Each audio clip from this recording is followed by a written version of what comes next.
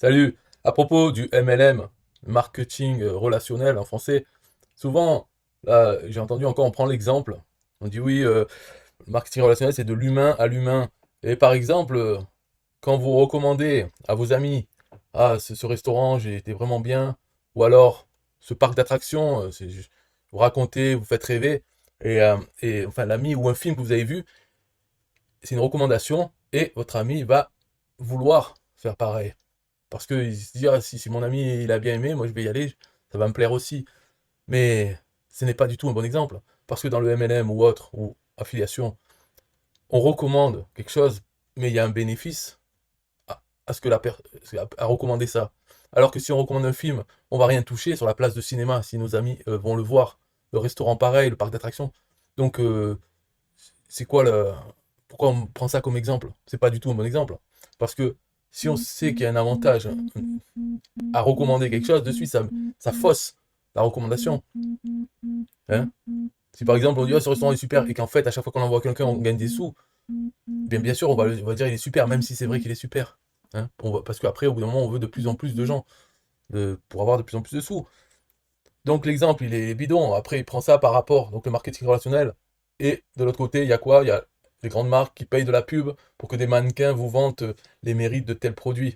Ok, c'est sûr qu'il y a une différence entre recommander gratuitement, juste parce qu'on a bien aimé un ami qui recommande, et la pub à la télévision ou sur les affiches. Mais il y a pas que ça. Là, moi, je lui ai dit, lui, là, il est sympathique, Jérôme Fiorello, il fait un MLM des parfums génériques. Voilà, alors ces parfums sentent bon, c'est des copies des grandes marques, et ils sont moins chers, et ils durent très longtemps. Voilà, et ça s'arrête là, quoi. Un parfum, qu'est-ce qu'on s'en fout? Enfin, si vous mettez parfum, peut-être vous en foutez pas, mais hein, c'est comme le maquillage. Il y a beaucoup de gens qui s'en foutent du maquillage. Ils n'achètent jamais les parfums, c'est pareil. Bon, bref.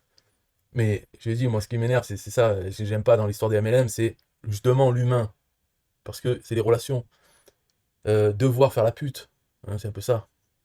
Pour avoir des sous. C'est sûr que moi, j'ai rien contre être une pute, hein, c'est très bien. Mais s'il y a moyen de pas faire la pute et d'avoir des sous, je préfère, quand même. Parce que, simplement, c'est moins de travail. Et puis, les humains, il n'y a pas besoin de leur parler si on fait autre chose. Par exemple, l'affiliation, on peut faire. Il y en a aussi qui disent pareil. Ils disent les produits que vous recommandez, il faut vraiment les avoir testés, que vous les aimez, alors vous les recommandez pour pas trahir la confiance de votre audience, etc., etc. Mais mec, t'es payé quand même, t'as un lien affilié. Recommande des trucs où il n'y a pas de lien affilié.